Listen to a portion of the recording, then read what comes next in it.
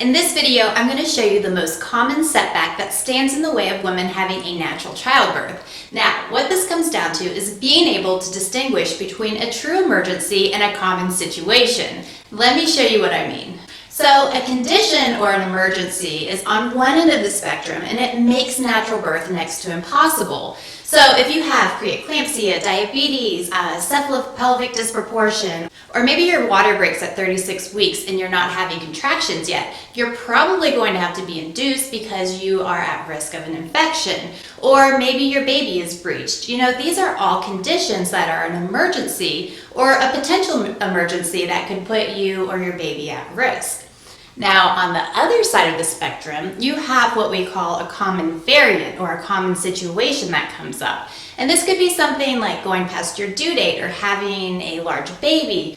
And a common variant is a situation that you can overcome and still have a natural birth. Now, the problem that women face is that whenever you're pregnant, it's common for everything to sound like an emergency situation, when a lot of times it's just a variant or a speed bump that you can overcome.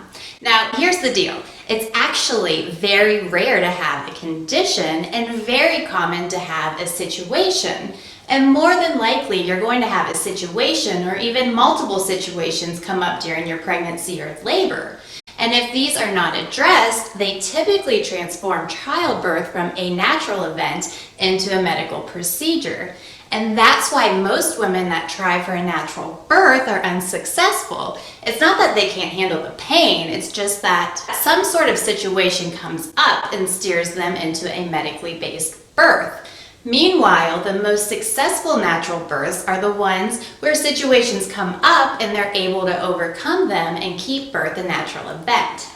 So again, the good news is conditions are rare while situations are very common. And if you know this, then one of the major ways to prepare for labor is to be able to distinguish between the two and stay on a path for an unmedicated, non-traumatic natural birth that leads to a fast recovery, a healthy mom, and a healthy baby. Now, if you got some good information from this video, I'm actually hosting a webinar where I'm going to go into more detail on this subject. I'm going to show examples of how to distinguish between a true emergency and a common situation. I'm also going to show how to overcome the most common situations, and I'm going to share 2 other common obstacles that stand in the way of birthing naturally. So be sure to click the link below to register for my upcoming webinar. Hope to see you there.